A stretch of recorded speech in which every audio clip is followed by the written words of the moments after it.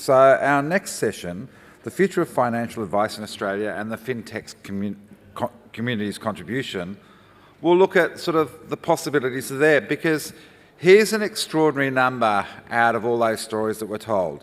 More than 80% of Australians are unadvised, even though they're moving to more and more complex investments. You know, it's like everyone gets some sort of Robin Hood-like account, and suddenly they're a day trader, or they've got a Coinbase or whatever, and they're swapping their cryptos around. It's really interesting that there are times when I'm not sure whether you're sort of betting on the fifth at Flemington or it is actually an investment strategy. But there's a lot to talk about in that front, and our next guest, Ivan Tchourilov, is going to do that for us. So Ivan is the CEO and Executive Director of OMG and was a co-founder of TradeFloor that merged with OpenMarkets to form OMG.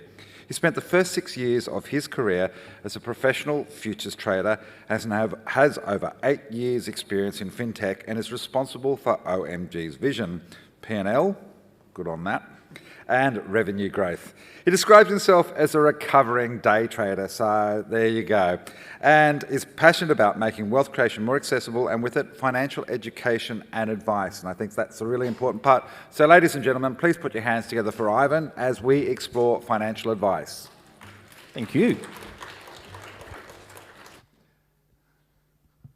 All right.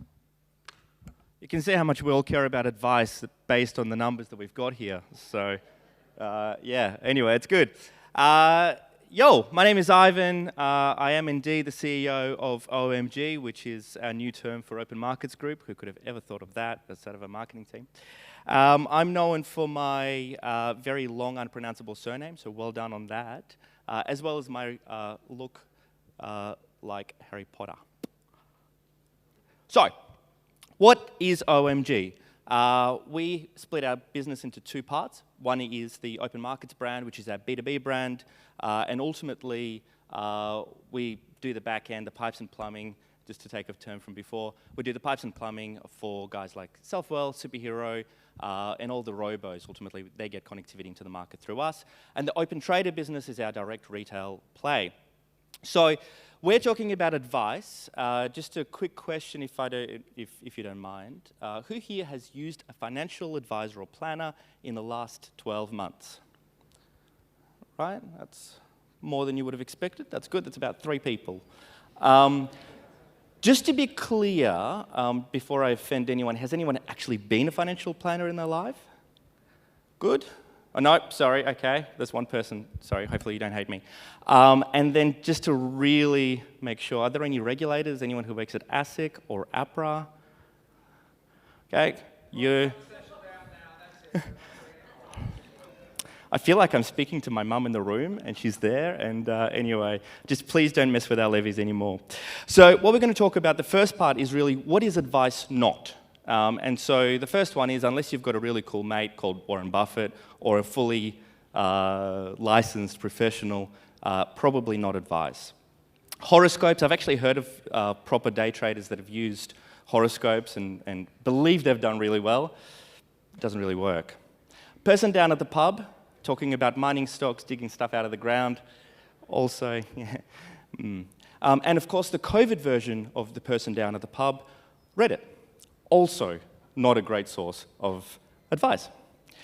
Now, the way that the Corporations Act and ASIC defines basically it's split into two sides. Personal advice is advice which I know everything about you, I know your financial situation, your position, and I'm then going to make supposedly an informed decision about you and what you should do with the wealth. And the general advice is basically everything that personal advice is not. I shit you not. That was very creative, ASIC. Basically, advice is then presented by a person who would be a representative of an AFSL, and then they would again be doing that informed decision. So, obviously, I should probably clarify, I'm doing the advice, which is definitely not the personal advice, and hopefully no advice at all. But the general advice warning is, I don't know any situation or that anyone has or your personal problems. So please don't take everything into account. We also may have made errors in this presentation. If so, some of my people will probably no longer work with us. Australians aren't getting any advice, so only 11.2% of Australians actually have got advice in Australia in the last 12 months, and that is a number that is rapidly dropping. It was about 13.2% a couple of years ago, down to 12.2% and now 11.2%, according to the Advisor Ratings survey. So we're getting less and less advice. And what's happening is the number of advisors are dropping very quickly. So just before the Royal Commission, the infamous Royal Commission now, the Hayne one, the expectation is that numbers are going to drop by over 50% from that high. And at the same time, the cost of advice is going up quite dramatically.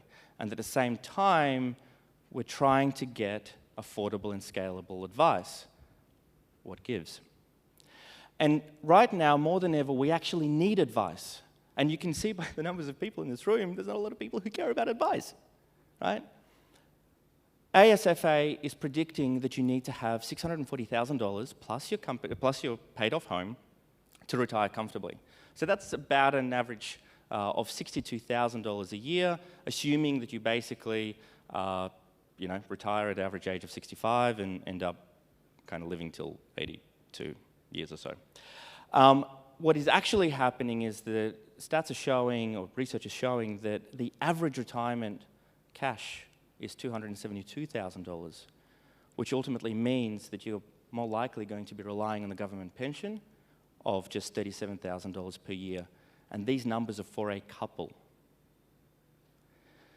Now, what's even worse is that that is expected to be 1 in 2 people that are retiring now who will be relying on the government pension. And that ultimately means that it's less than a comfortable way to live ultimately. And then you look at the millennials, and this is obviously the space that's been getting all the attention, the Robin Hoods of the world, as you've mentioned before, and they've been trading more than ever before. Obviously, it's a bit weird because obviously we've been a direct beneficiary of this through all the trading activity, since a lot of these clients are trading through our platforms or through our clients. But at the same time, these guys are about to inherit $3.5 trillion in the largest ever intergenerational wealth transfer. And we've got to get serious about how and what we're doing with our cash.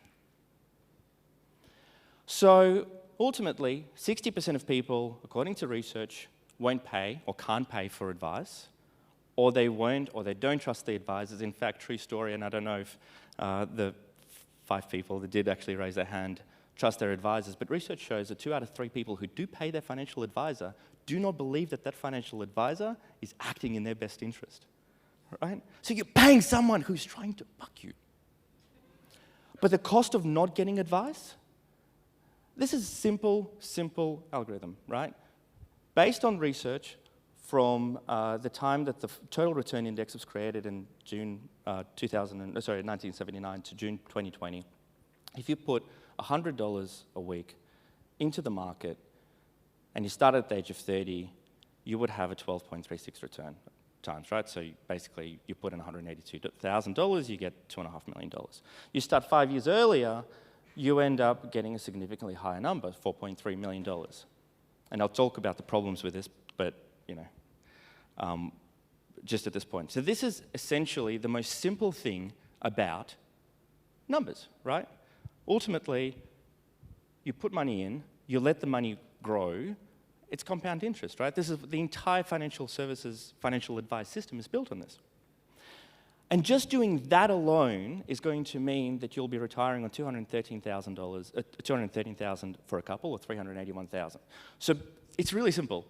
Start saving earlier and spend less money on shit that you don't need, right? That's the entire financial services system has just been fixed. If only it was that easy. So essentially, the thing that I've just done is what the entire financial services industry does. It's based on deterministic modeling, which means that if I decided to go and put all my money today, or in the start of the GFC, or just before COVID, the expectation is that every single year it's going to go up by 11.79%. It's a coin toss. And so the first thing that we need, and I'm warning, this is a product plug, something that we do own. But one thing that we have been doing is working through stochastic modeling, which means that essentially we're running Monte Carlo simulations, and you get situations like the GFC or COVID where the market doesn't necessarily go up. Now, of course, if you're taking a 40, 50-year view or 30-year view, the volatility of returns does drop. But if you decided to take $500,000 today that you've inherited and put that into the market, there's no guarantee that you're going to be making 11.79%. Like, the market could drop 50%, and then eventually, 50 years later, you'll make it back. So it's very important that ultimately we start thinking about the way the actual fundamental point of advice, we move away from a coin toss to something that actually has a real probability, 90, 95, 75, whatever it is that you choose to have your confidence at. The second thing that I have completely discounted in that, outside of tax, is fees matter. And that's one of those things that we don't really talk about. So why do 1 in 5 funds outperform the index? Well, they're pretty good at what they do, but 4 out of 5 funds charge so much on performance fees that ultimately it's hard to outperform the index. And the Spiva research shows that over a 5-year period, only, well, less than 20% will actually outperform. And that's because of those admin and performance fees. So thank God to ETFs have kind of helped that. And fees, OMG, they're coming down. See what the marketing guys do, that's pretty good. Ultimately, ETFs have made access to the market a lot cheaper. So that's awesome, especially you can now get a tracker for less than 0.5% that will go in and follow the ASX 200. Then ultimately, we've also been responsible for helping a lot of the neo kind of platforms, so not the neobanks, just to be clear, but a lot of the new platforms that are coming in to come in and ultimately get access to the market cheaper. So Superheroes drop down to $5, Self-Wealth at $9.50. You look at some of the fees that some of the robo-advisors charge.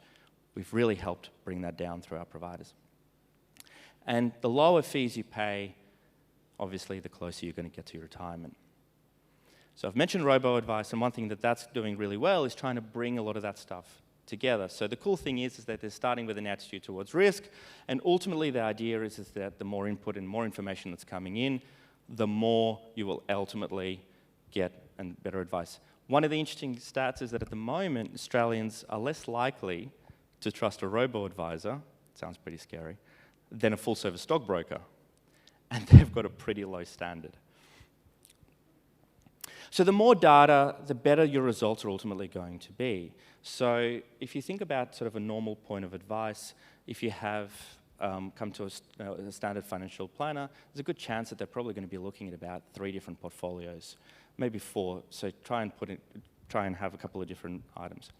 What we do with OpenMarkets Advice is we actually have that stochastic modeling engine that will go in and put together a whole heap of portfolios, Monte Carlo simulation, and you ultimately get about 300 done per second.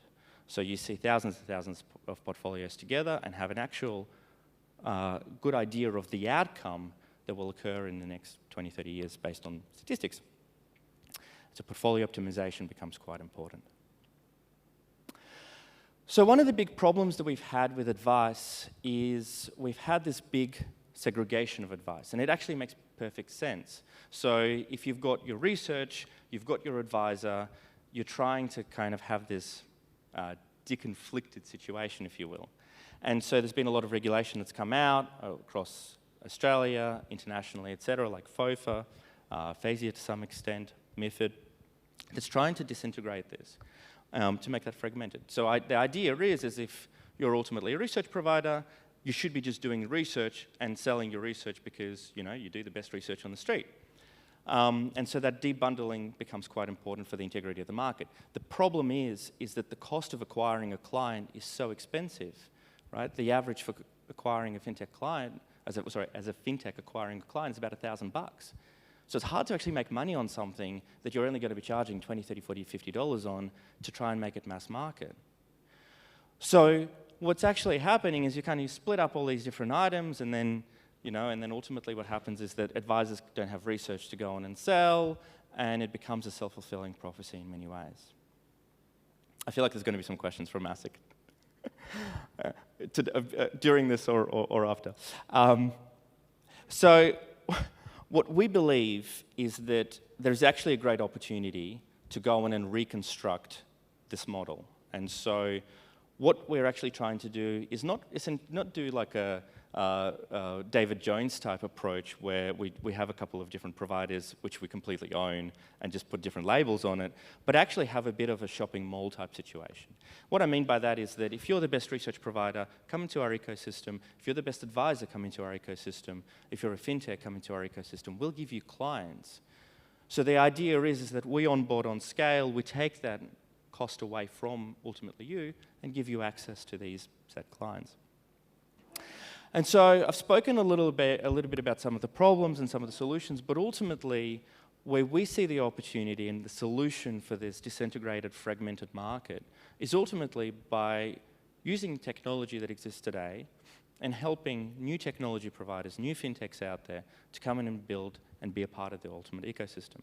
So whether you're doing tax or whether you're in lending or unlisted investments or robo or research or whatever, the idea is that we've got the entire pipes and plumbing to come and bring you guys on to support you, and we'll bring you clients, we'll give them to you, and ultimately you guys innovate to the best possible that you can.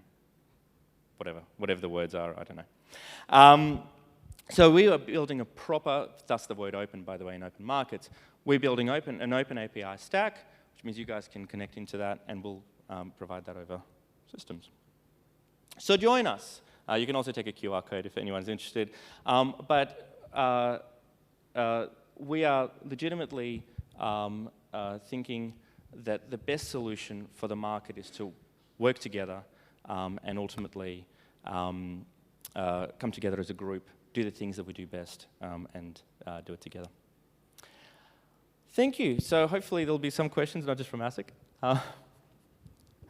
Yes, the hands are going up already. Jen, you on? Or Trina? Who's keen? Oh, thank you. Well, yeah, come on, give them a round of applause for that. I just learned I've actually got Twitter. That was interesting. You are the 12% who are here today. 11.2. 11.2%, yeah. Look, where do you... I'm going to kick it off with, where do you see the biggest opportunities if you're a fintech thinking about being in this space? You know, I see a lot coming across my desk, you know, we're doing something with crypto because it's kind of hot and sexy. It's actually crazy, I think, and maybe I'm just of an older generation, but ETFs have certainly exploded.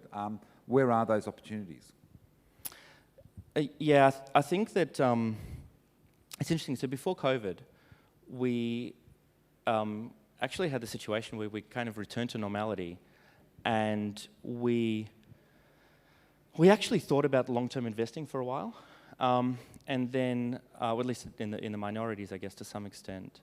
But then when COVID happened, we sort of had this interesting scenario where, on one side, people actually started thinking about their future wealth, which was good, but on the flip side, their solution to it was by reading Reddit and buying rockets. So I think that there is a lot of opportunities in education, by taking a lot of the jargon away from kind of what exists in financial services today, because you know the first trick of financial services makes stuff really, really hard, so that you really want to pay me extra fees. And you know, at the end of the day, it really isn't that hard for 80%. So I think that education is going to be a big part. I think a lot of these more scaled ETF type products, I think, are a great opportunity. I think there's a great opportunity in research, high quality research. That's something that's become very heavily commoditized over the years. We've had basically, you know, every single brokerage house used to have a big research team. Then the first thing you cut was marketing, when basically you can no longer sell your brokerage for 1% because the internet came in and kind of killed that. And then the value that you're adding is, oh well, I'm basically a glorified research salesperson. And then the next thing, so the marketing went. They're not very good salespeople or traders, and then you've got ultimately no research to back it up, and then everyone kind of moved towards Morningstar, and then that became commoditized. And so we're starting to see a couple of people pop up, but I think that high quality research is going to be a big opportunity. And then for the fintechs in particular, I think there's a lot of solutions that are just outside of just trading. We've got actually quite a cool client that's coming on live soon called Perla. Perla's They believe in long-term investing. They're kind of part of the fire brigade, if you've ever heard of that stuff. So that's something quite exciting. I think there's going to be a lot more people that are going to be coming up with these kind of solutions that are sort of longer-term investing opportunities that are a lot more focused on building wealth. And then lastly, I know this is probably longer than this answer is probably longer than the entire presentation that I've done, but the last part of that is, I think, the curation of different products. So for the masses, obviously, just like Warren Buffett's strategy for everyone that he's saying is just invest in an ETF and in an index fund and forget about it. But for people who start thinking about, how do I optimize my yield? How do I get more out of the market? There's a lot more products out there. It's actually one of the big things there is the suitability of different products for different people.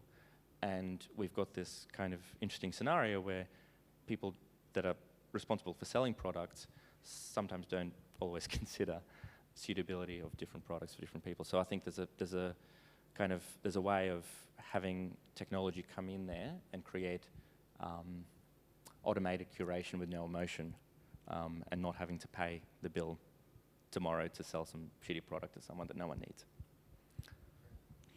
Hi, Ivan. I've got a quick question for you, Trina.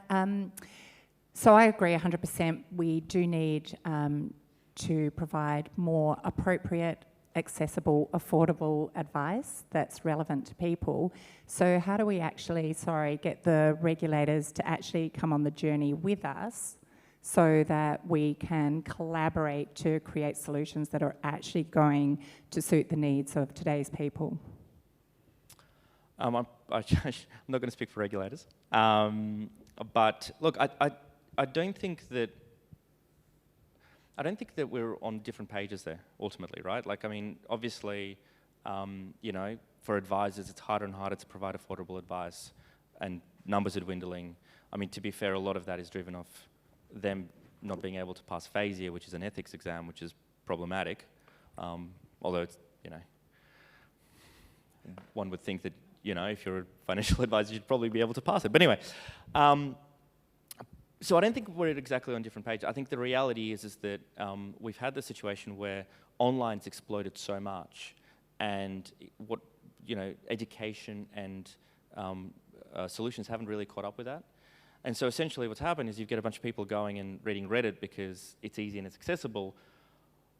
But what we're missing is that intermediary piece. And that intermediary piece, to make it affordable and scalable, has to be a technology solution, unless we're willing to kind of have minimum wage of $15 an hour.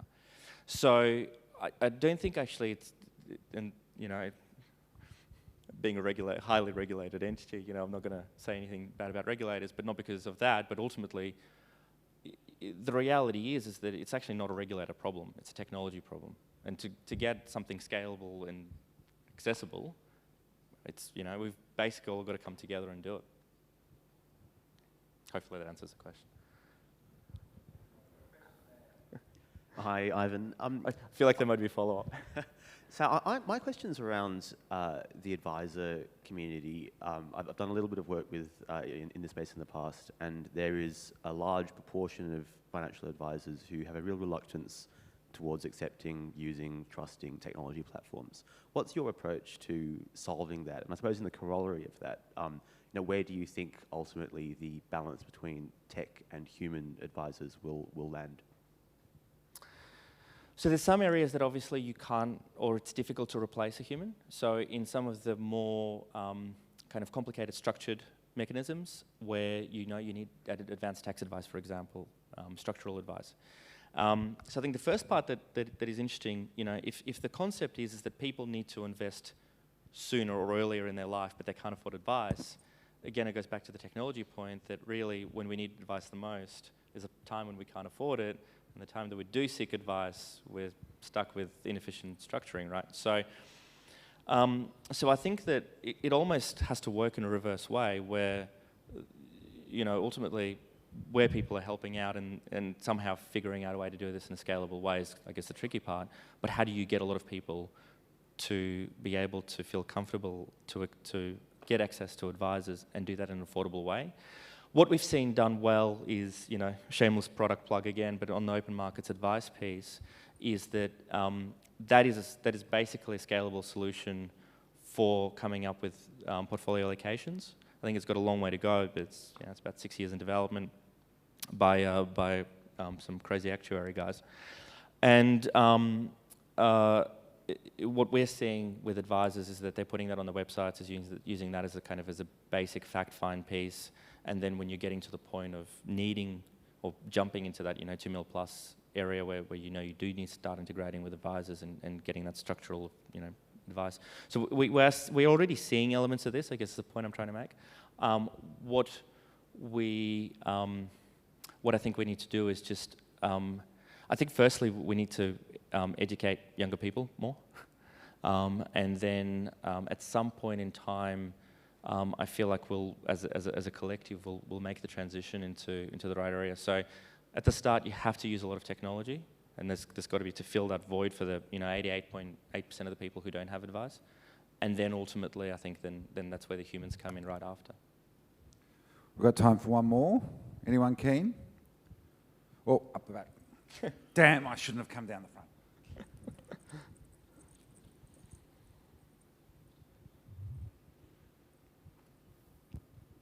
Ivan, thanks very much. Thank you for coming. No, a bit of cynicism. If you look at products like iSelect or Finder, which have been, sort of... There's a Finder person right there. Yeah, but I mean, at some level of cynicism, they're meant to be helping people, and yet on their marketplaces, not all products exist, and there's been skewed sort of recommendations. So you can understand why the community would think that an advisor or any service is necessarily skewing what's being the advice or service being given. And sorry, what's the question? Also, so the question is isn't that really a problem that you or any other robo-advisor is going to have? Is that are you properly showing the full market of services that should be offered to the person seeking advice? Yeah, so, and look, I think basically if we go away from 100-page or 200-page SOAs and move to normal English, that might be a good disclosure point in the sense that this is the product I'm doing, these are the fees, and this is exactly what's going to happen in SOAs or ROAs, which is, your statement of advice, record of advice. So I think that at the end, we've gone to this point where we started off with not a lot of disclosure many moons ago to having way too much disclosure, which also just gets drowned. So I think that inherently humans are obviously going to be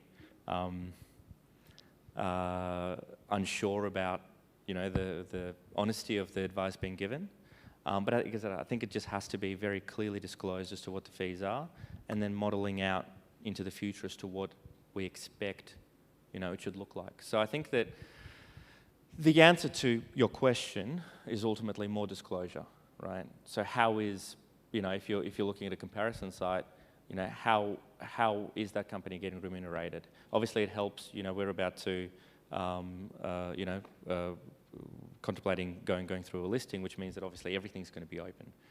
You can imagine we're going to have a pretty cool ticker, but ultimately,